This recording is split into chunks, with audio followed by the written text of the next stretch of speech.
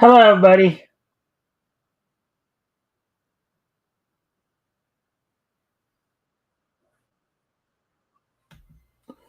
All right, welcome to the Mikestand. Today, of course, is Thursday, July the 24th, 2025. Of course, before we get started, we're going to give people a chance to come in. Before we get started, we do have a couple of stories we're going to go over tonight. So, one of them was a big one that came out this morning, but I'll get into that in a moment. So while we're waiting, a friendly reminder to everybody, of course, if you guys haven't already, you guys can help out by liking and sharing the stream. See if we can get some more friendly people to engage. That'd be appreciated. Also, if anything here grabs your attention, feel free to comment and or ask questions, and I will try to answer the questions to the best of my ability. So, anyways, as we wait for more people to come. I did. I actually watched all the cartoons that came. Well, in March of 1939, only 11 cartoons were released that month. Among those included, of course, So Does an Automobile from Betty Boop. Of course, a Gandy Goose cartoon as well from the last of the the second and last of the two Count Screwloose cartoons, and last black and white MGM cartoon, as MGM would go to color, I believe, in April of 1939. All their cartoons would be produced in color from that point on. Presto Changeo, which featured, the Looney Tunes cartoons that featured, of course, or the Merry Melody cartoons that featured the Two Curious Puppies and Happy Rabbit. Happy Rabbit being the kind of the precursor to Bugs Bunny, and as well as a cartoon that I often reference quite a bit when, if you guys have heard me talk about this before, Day at the Zoo, with the prototype Elmer Fudd Egghead teasing the lion. So quite a bit of stuff happened in March of 1939. So, anyways, we're coming up on 3 minutes now, so I guess I'll talk about what's on tap for tonight. We're going to actually start off. I'm going to be doing a bit more of a tributary monologue. As some of you may have heard, this morning at 9:51 Eastern Daylight Time, Hulk Hogan passed away. So we will, of course, talk a little bit about that. We'll kind of go over his life and career, and pay our respects to him, to the man, the myth, the legend, as it were. We'll also be covering an article from MeTV Tunes on the cartoon evolution of Bugs Bunny. So then after that, we'll of course be doing the wrestling wrap up. Get caught up on last night's Dynamite. Look ahead to tonight's TNA Impact and Ring of Honor shows, and then of course wrap things up with this day in each history. So with all that being said, now let me go ahead and start off with, of course, talking about, of course, what the big news came out this morning. So, Hulk Hogan, born Terrence Gene Bollea, passed away today at the age of 71 from a cardiac arrest, heart attack, basically. He had been dealing with some medical issues for a while. Primarily, this was all stemmed from a recent neck procedure he was doing. They said that he had taken a turn, recently, and actually had a hospital bed moved into his Clearwater, Florida home. He was survived, of course, by his wife Sky and his children Brooke and Nick Hogan. Brooke just recently gave birth to their to their granddaughters that Hulk recently became a grandfather to. So now looking back on his career, of course, Hulk Hogan, as I said, born August 11th, 1953 in Augusta, Georgia. After training for a year under multi-time NWA World Junior Heavyweight Champion Hiro Matsuda, was finally granted an opportunity in 1977 to wrestle for Eddie Grant's Championship Wrestling in Florida, as the Briscoe brothers had come to Matsuda's school to look around and scout him a bit. Hogan's look and charisma is what got people interested in him. Started his career, as I said, in 1977, and for the next 2 years had toured the southeastern territories of the National Wrestling Alliance, most notably, of course, touring around Florida, Georgia, Alabama, and Tennessee, touring for, of course, Championship Wrestling in Florida, Georgia Championship Wrestling, Southeastern Championship Wrestling, and Continental Wrestling Alliance. Of course, so Florida, the territory of Eddie Graham, Georgia Championship Wrestling run by Jim Barnett, Southeastern Championship Wrestling run by Ron Fuller, and then the Memphis territory of Jerry Jarrett and Jerry Lawler. Then in 1979, Hulk, of course, moved up to after touring the Southeastern NWA territories as Terry the Hulk Boulder, moved up to New York to wrestle. And the classic misconception is, as most people thought that his first run in the WWE. Hey, Metal, thanks for dropping in. If you haven't already, if you can like and share the stream, see if we can get some more friendly people to engage. Also, if anything here I talk about grabs your attention, feel free to comment and ask questions. I'll try to answer the best of my ability. So, anyways, right now I'm just going over the life and career of Hulk Hogan, who passed away this morning. So, if you guys feel like you want to share any memories as well of your time, and if you guys were fans of his, or just share any memories as a whole, feel free to.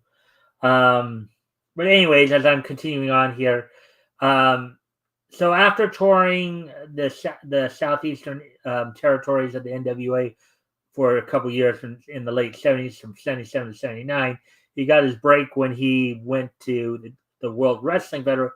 And the misconception is that his first stint was in '83 when he came up, and that was his big run, but that was not his first run in the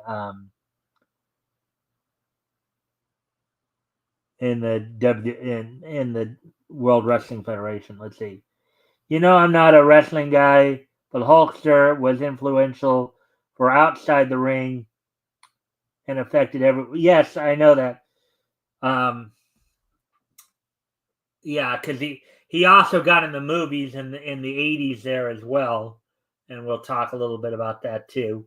But anyways, in 1979, he was signed to the WWF by Vincent J. McMahon, where he spent the next couple of years under the management of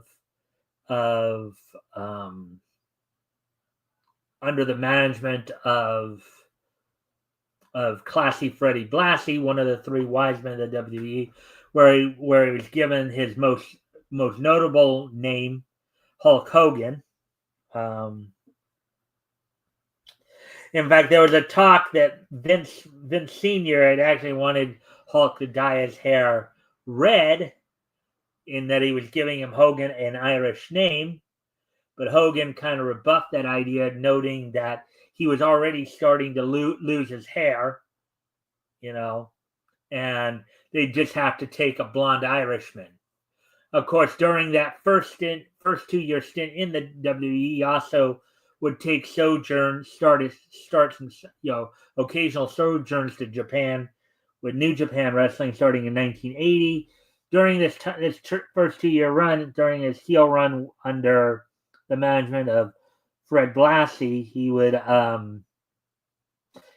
obviously he would have some bouts with World Wrestling Federation champion Bob Backlund, and also had one of his first series of matches with Andre the Giant, in which this case Andre was the face in this particular scenario and Hulk was the heel. Then in, of course, late 1981, Hogan got his first movie role. Actually, even though it came out in 82, but we would start filming his first movie role as Thunder Lips in the Rocky 3 movie, in which he had the guest appearance in the boxer versus wrestler segment of that movie. That would, of course, start his movie career. But Vince Sr., unlike his son, Vincent J. McMahon, was nothing like his son in terms of how he looked at the wrestling. But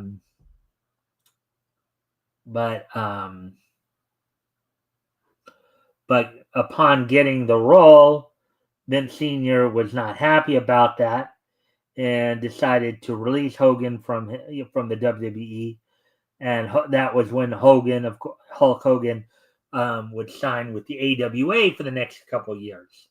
Of course, during all this time from 1985, Hogan would continue doing sojourns back and forth between Japan and the U.S.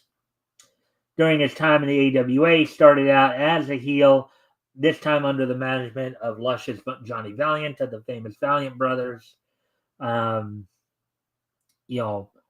Having matchups with, of course, Vern Gagne and Nick Bockwinkel.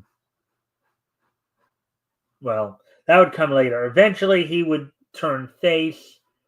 Of course, in 1982, that's when the movie came out, Rocky 3. Again, known much for his charisma and persona, his larger-than-life persona. As Metal just said, Hulk Hogan had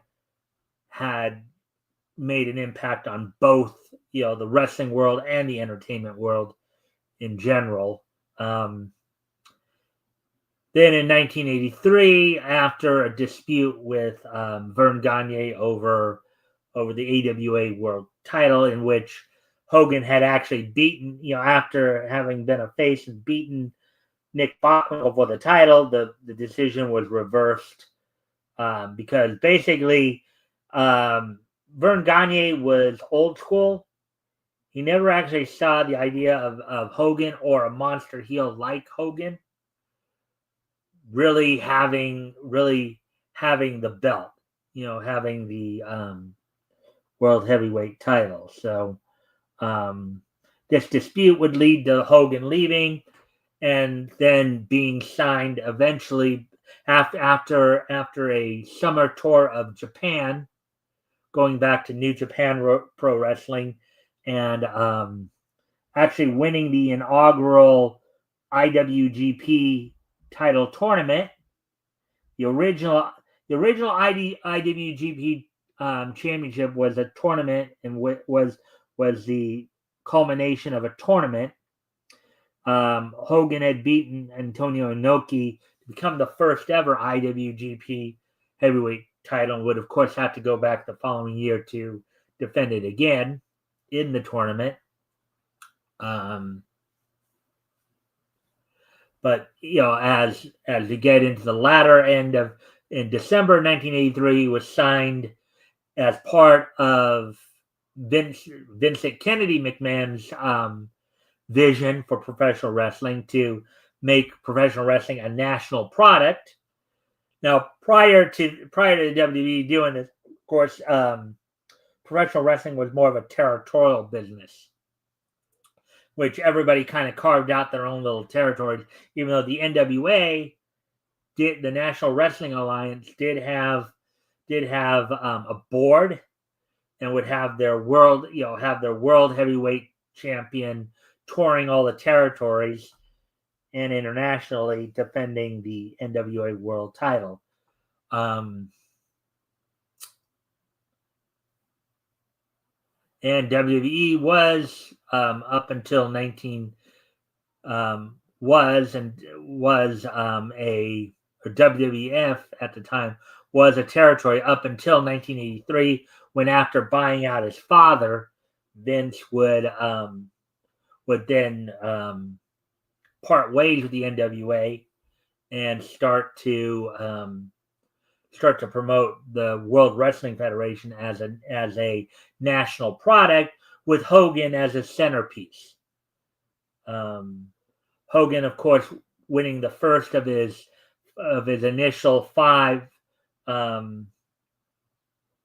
World Wrestling Federation championships in January, I believe, January 1984, beating the about a month after Iron Sheik had defeated Bob Backlund to become the World Heavyweight Championship. So Hogan would then stay with the WWF for the next 10 years, 1983 to 93. Of course, also during that time, he would also have more movie success with such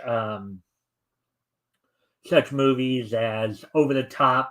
Or no, not Over the Top. That was another Sylvester Stallone. No, Suburban Commando, Mr. Nanny. Let's see.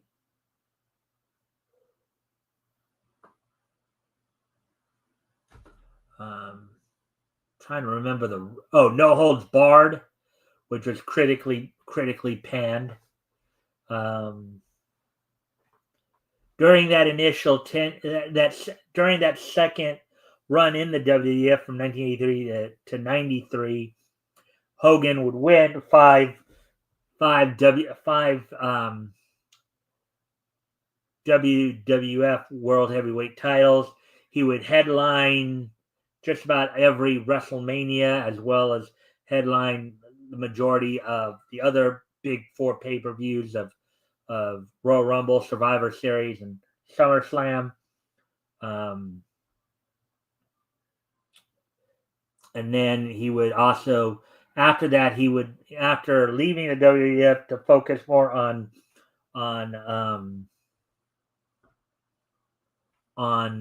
his acting career with, of course, Thunder in Paradise, his TV show. He would then get brought back into the professional wrestling world by Ted Turner, as he would sign with Ted Turner and then WCW in 1994, which would eventually lead to Hogan helping to start up the NWO in 1996. Hogan would last in WCW until from 94 to 2001. And then following that, of course, after WCW's demise, he would, for a while there, from 2001 2003, he would of course do some independent stuff. Actually, he would then come back. Let's see, after a brief stint in TNA, his initial stint in which they were trying to set up a match between Jeff Jarrett and Hulk Hogan, he would eventually sign with the WWE. His third stint, 2003 to 2005. Basically, throughout much of the 2000s, he'd go back and forth between WWE and TNA. Fourth stint in 2000, from 2014 to 2015, probably one of his most infamous stints, due not because of anything he did as a wrestler, but more because of what came out in on a tape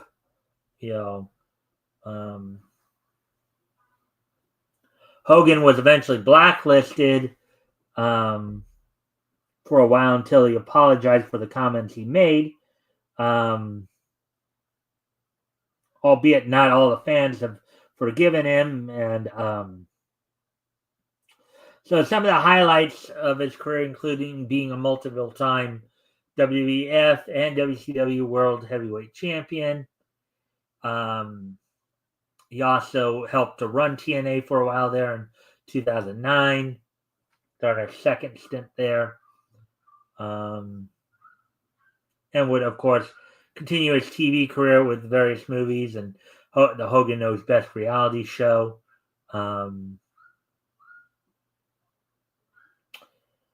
But Hulk Hogan basically had, with his presence and his charisma, made a significant impact on both the professional wrestling world and the entertainment world.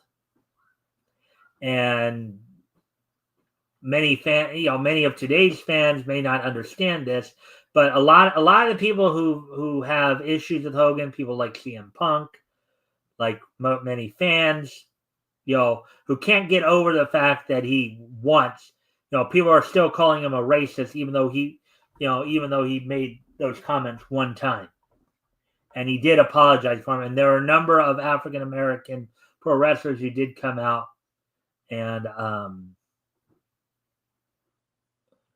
said,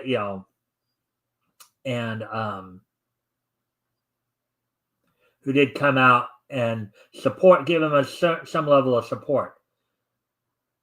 Now here's the thing too that people have to remember.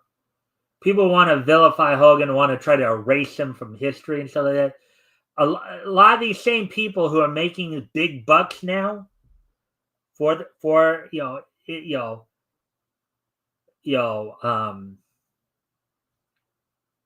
they also have Hulk Hogan and Vince McMahon to thank for that, for helping to help turn professional wrestling into a national product.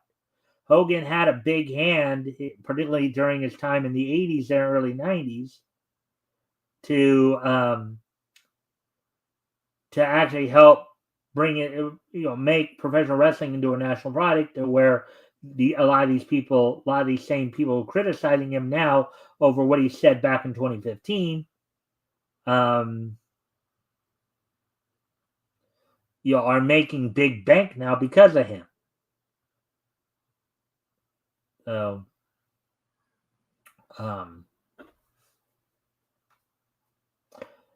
but with that being said, for those who wish to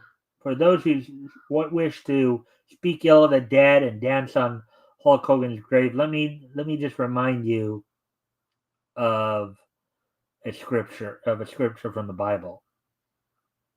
That he who hath no sin cast the first stone. For all the good that Hogan did, Hogan was still first and foremost a human being, capable of folly, just like any of us. He's no saint. He's no perfect creature. None of us are. Now, there are some people out there who don't like him because of how he played politics. Even though there are also some people who would say that he did actually help some people. So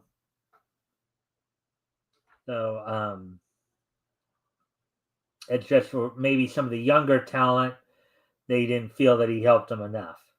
But, despite his shortcomings, he still had a major impact on both the professional wrestling world, for making it as profitable as it is today, and on entertainment and on mainstream entertainment as a whole.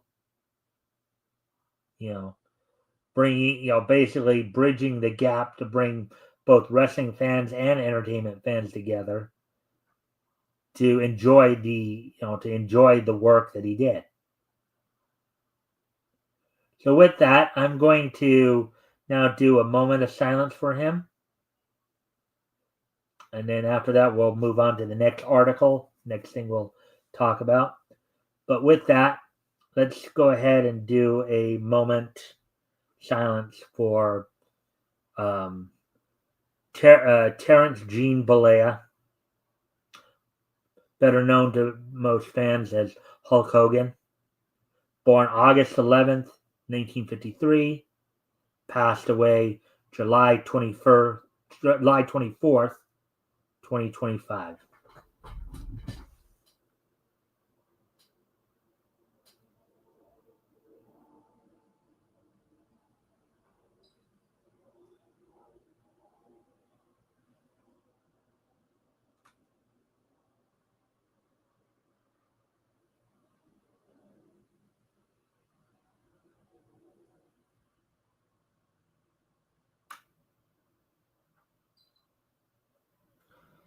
All right.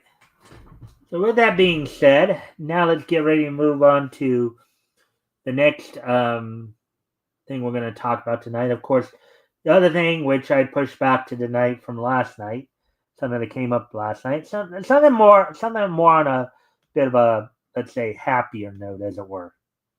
Pun somewhat intended as well. And what we're going to do now is we're going to look back at the evolution of probably everybody's favorite cartoon hair, Bugs Bunny. Look at Bugs Bunny's career and evolution over time here, and just see how this character, voiced for many years by the late great Mel Blanc, gave us such great entertainment. So, Cartoon Evolution, Bugs Bunny, the origin story of our favorite little stinker. Article published yesterday by MeTV Toon staff. So, it's time to discuss the origins of cartoon history's favorite rabbit, Bugs Bunny.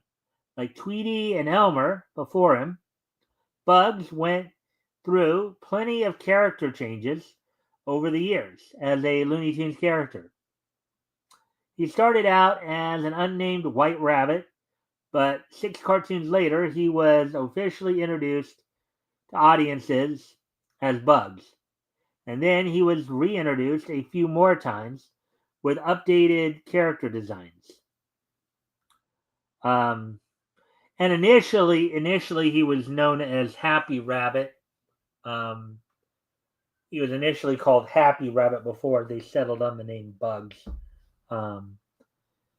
So, unlike Tweety and Elmer, who each had one sole creator, there were many cartoonists credited with creating Bugs.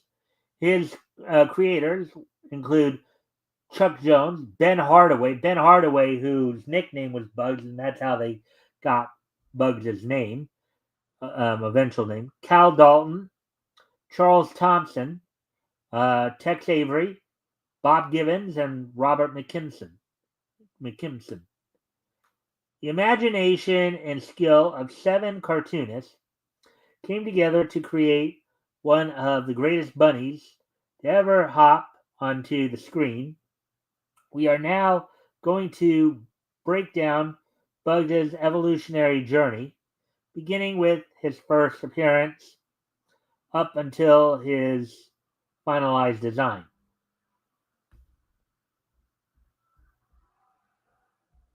Let's see. And again, a friendly reminder to everybody, of course, you guys can help out by liking and sharing the stream, see if we can get some more friendly people to engage. That'd be appreciated. Also, if anything here grabs your attention, feel free to comment and or ask questions. I'll try to answer the question the best of my ability. So, with that being said,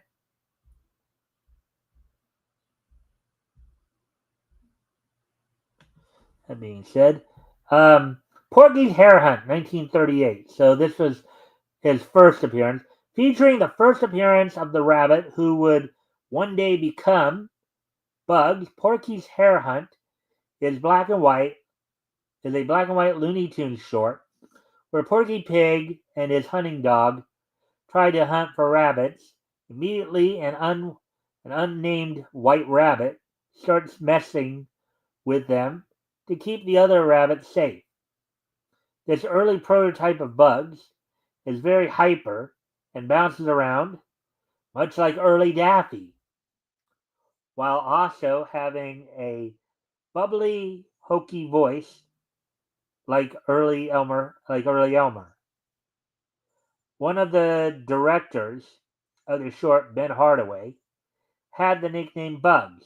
According to Chuck Jones, the original model sheet said Bugs Bunny, and that they have and they may and that may have influenced the name they later gave the rabbit. So there he is right there. That's an early version of Bugs right there. Of course, I think early on they were calling him Happy Rabbit.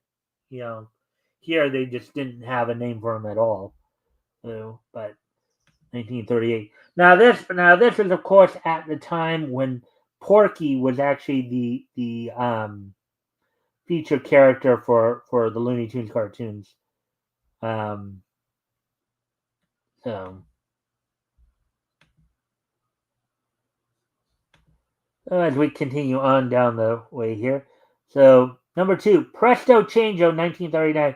The ironic thing is, I just watched this cartoon earlier today, so earlier this afternoon. So this is a fun one. This actually featured two of the characters that were being featured at the time in the Merry Melodies cartoon, Happy Rabbit and Two Curious Dogs. So the next appearance of the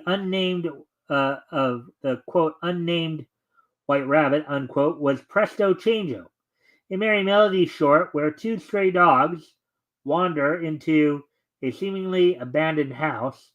The house belongs to a magician, and his rabbit takes the opportunity to play magic tricks on the unsuspecting dogs.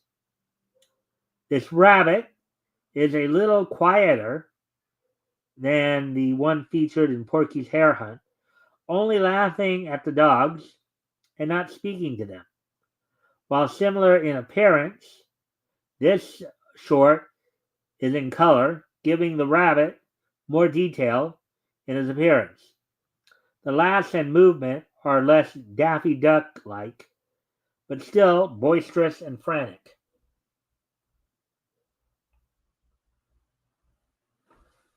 Hmm. Hmm. All right. Number three, Harem Scarum, 1939. Now that Bunny is starting to look like Bugs, Harem Scarum is very similar in plot to Porky's Hare Hunt. Um, that it's a hunter and his dog hunting after Bugs. This time around, Bugs is gray and white, and he's spotting some Disney-esque yellow gloves. While this Bugs is still kooky and clicking his heels, he's much more toned down, voice-wise, than the two previous cartoons. In this short, we really begin to see the character of Bugs taking form in his actions. He dresses up as a girl dog, to distract the hunting dog, something he would do many more times in the view. That would actually become part of his shtick, is dressing in drag to kind of mess with his opponent, whoever his opponent was at any given time.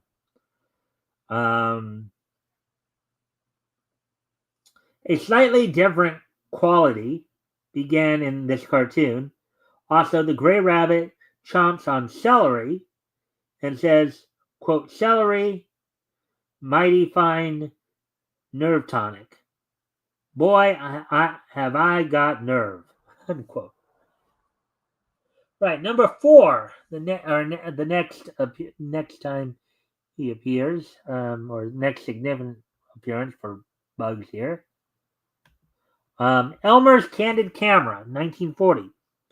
The first pairing of Elmer and Bugs, and by this point, of course, Elmer had evolved from the Egghead character, involved Elmer trying his hand at nature photography and Bugs being his evasive subject. There aren't many changes in Bugs' appearance other than instead of yellow gloves, his hands are made white, um, giving a natural glove-like appearance. Um, the voice is once again slightly lowered, as is Bug's energy level. Instead of bouncing off the walls, he's quieter and more strategic as he messes with Elmer. Also in the cartoon, Bugs eats an apple and throws the core at Elmer. And we did kind of go over the article the other day about Bugs. What else other than carrots did he eat?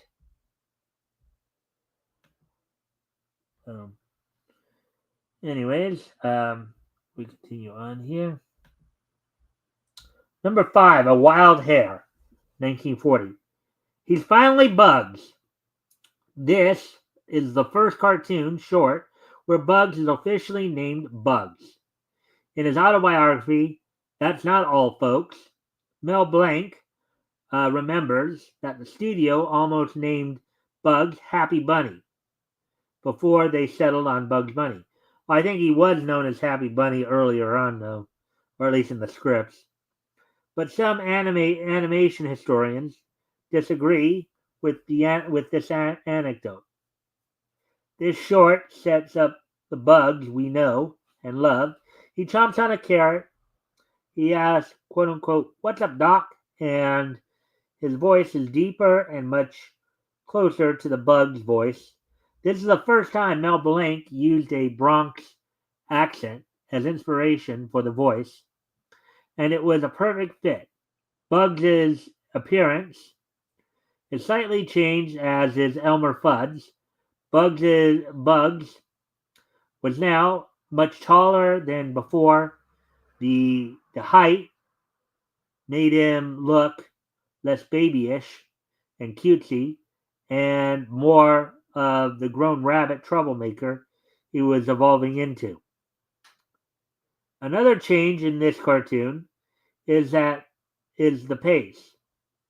Before, Bugs was frantically being chased around, or in parentheses here, or chasing around, unparentheses, and a wild hare slows down the hunt slightly to allow Bugs more opportunities to mess with Elmer Fudd. This was the first big hit short that Bugs was featured in, and it was nominated for an Academy Award.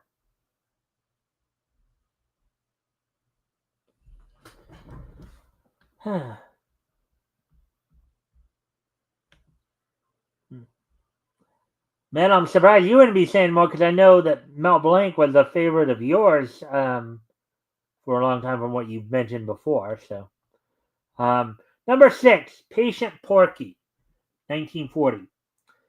Sometimes in character development, it's one step forward, one step back. After the major success of A Wild Hare, Bugs was a hit, and animators were desperate to include him in more cartoons. So to up the ante for this Porky Pig short, they included a quick cameo of Bugs, but while visually he looked the same,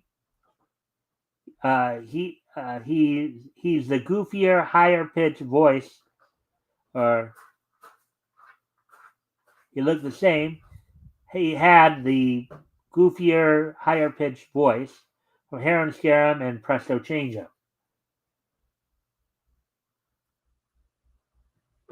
Number 7, Elmer's Pet Rabbit, 1941.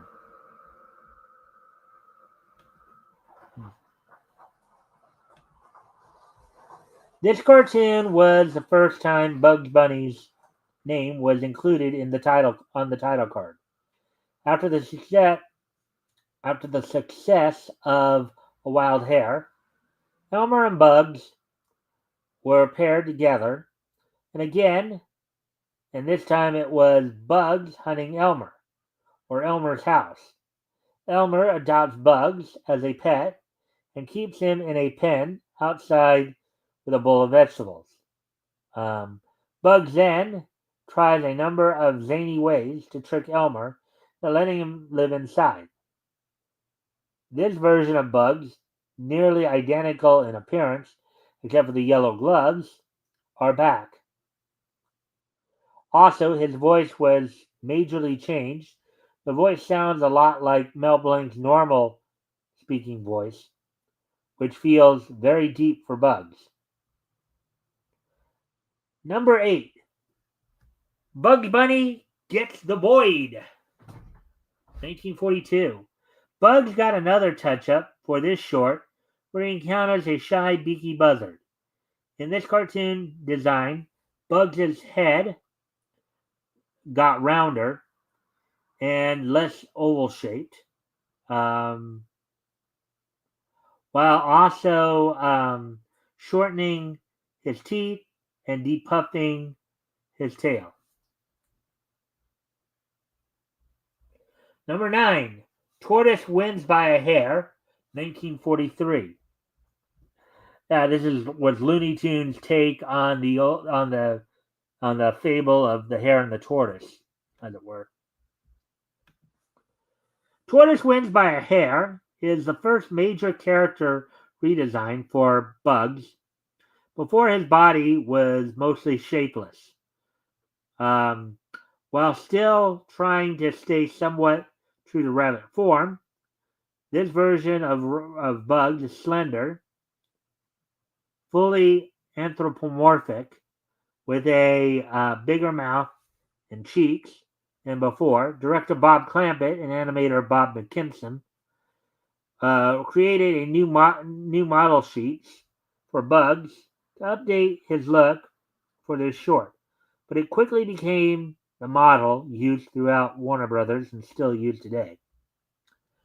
Watch Bugs Bunny and Friends on MeTV Tunes weekdays at 9 a.m. Eastern, 8 a.m. Central, 6 a.m. Pacific, 8 p.m. Eastern, 7 Central, 5 p.m. Pacific. Saturdays at 8 p.m.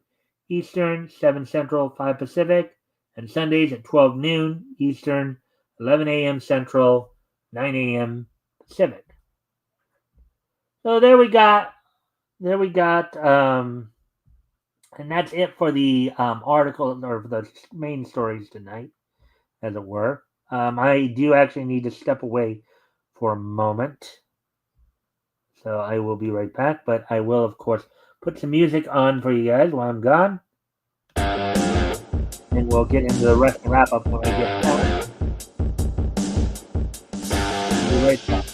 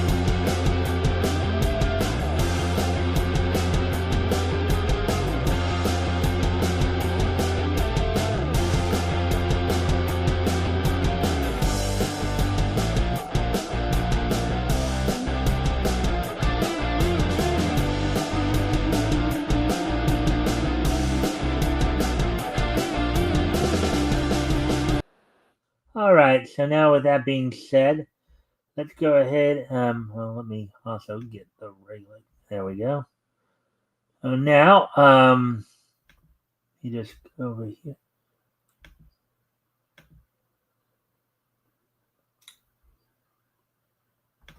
So we're gonna take a look back at last night's Dynamite as we move on to the wrestling wrap up here. As of course they were continuing to build towards next month's Forbidden Door being held in London this year. So the opening match on last night's Dynamite, in a non-title match, AEW World Champion Adam Page defeated the Death Riders Wheeler Yuta. And then in an Eliminator Tournament quarterfinal match for the AEW World Tag Team titles, FTR of Dax Harwood and Cash Wheeler defeated team of Jet Speed of Speedball Mike Bailey and Jet Kevin Knight. In a women's eliminator match, women's world title eliminator match, Toni Storm fended off the challenge of Billy Starks, who had Athena in her corner, as Athena is currently the number one contender to the AEW Women's World Title. Then in a singles match, Swerve Strickland defeated Hechicero via DQ. Of course, Hechicero had Don Callis in the corner. The main event saw Mark Briscoe defeat Claudio Castagnoli in that match. So there we go with that. Now we're going to go ahead and look ahead to tonight's Impact and Ring of Honor shows.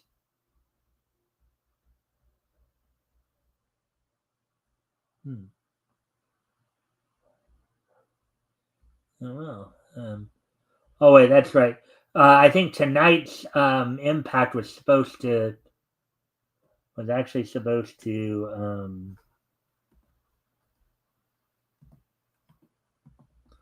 Tonight's Impact was actually supposed to be a live one tonight. Let me just see here.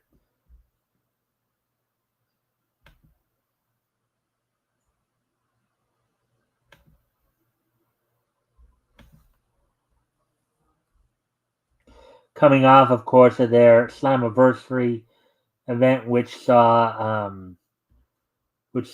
basically many fans not happy with what went down. So tonight's Impact is coming live from the Ryan Center in Kingston, Rhode Island. On tonight's Impact, the opening match is a six-person or six-woman, would appear to be a six-woman tag match, as the Inspiration of Cassie Lee and Jessie McKay, with a mystery partner, will be taking on the Elegance brand of Ash, Heather, and M by Elegance. Jake Something is set to take on Mance Warner in a singles match, and then Joe Hendry is going to be taking on Mike Santana in a singles match. So this all coming from the fallout of Slammiversary from this past Sunday. So now let's go ahead and take a look at what's going to be going down. See if I can find what's going to be going down on tonight's Ring of Honor Honor Club.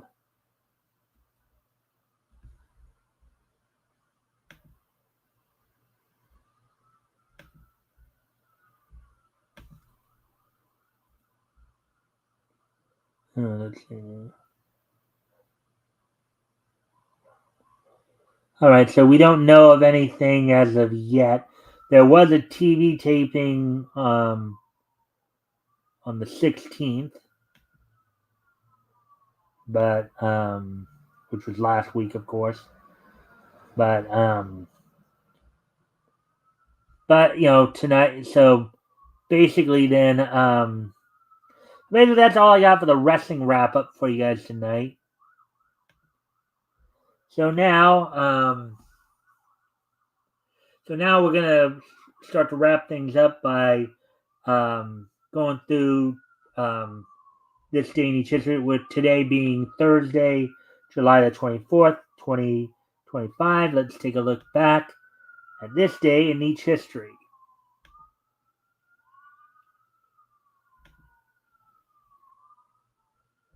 And of course, first up, I'd like to wish a happy 60th birthday to American actor Kadeem Hardison. Of course, known for his work on like A Different World and The Cosby Show, but he also had some voice work he did, including probably most notably providing the voice for Adam Evans' Rubber Band Man in Static Shock. He also was Goki in the Captain Planet and the Planeteers episode Gorillas Will Be Missed. And then he also lent his voice as Clown in Happily Ever After Fairy Tales for Every Child episode, The Steadfast Tin Soldier. So happy 60th birthday to Kadeem Hardison. So moving on now to 1995. Since that's the next one there. Moving on to the year 1995, 30 years ago today. On this date, 30 years ago today, in 1995, the 950th issue, 2000 AD from Fleetwood, UK, went on sale in Britain on this date back in 1995, 30 years ago today. Sold for £1, with 40 pages, of course, and featured Judge Dredd on the cover. So 30 years ago today, Fleetwood UK's 950th issue of 2000 AD from Fleetwood UK went on sale on this date on British newsstands. And 1995 is just so nice that we're going to hit it twice. As also on this date in the year 1995, WWE coming off of their second In Your House pay-per-view, Lumberjacks, coming from Louisville Gardens in Louisville, Kentucky. WWE held its Monday Night Raw event from the Louisville Gardens. Main event saw Bret Hart defeat Hakushi. Also, you saw Waylon Mercy defeating Gary Scott in just over 2 minutes. The Smoking Guns defeated John Faulkner and Rick Stockhauser. Shawn Michaels defeated Jimmy Del Rey to open up the show. That's all we got for. Well, let's see. And then finally, we move ahead to the year 2010.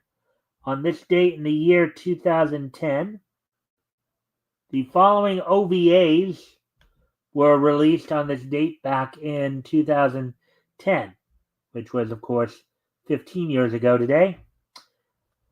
Ordet's Black Rock Shooter OVA, as well as JC Staff's A Certain Magical Ray Gun, Let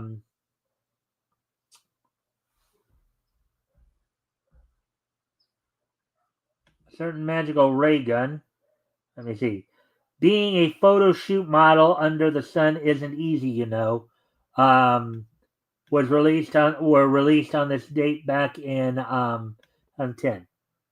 So those two shorts were. Well, with that, I thank everybody for being here, and I hope to see everybody back here tomorrow. We'll be having more niche news tomorrow. We'll be doing, and of course, this Sunday I'll be joined by Rick Piper, and we'll be taking our look down Comics History Lane from June 1940. Focusing in this week on Harvey Comics. We'll be reading from OK Comics #1. So with that, I thank everybody for being here, and I hope to see everybody back here tomorrow. Bye.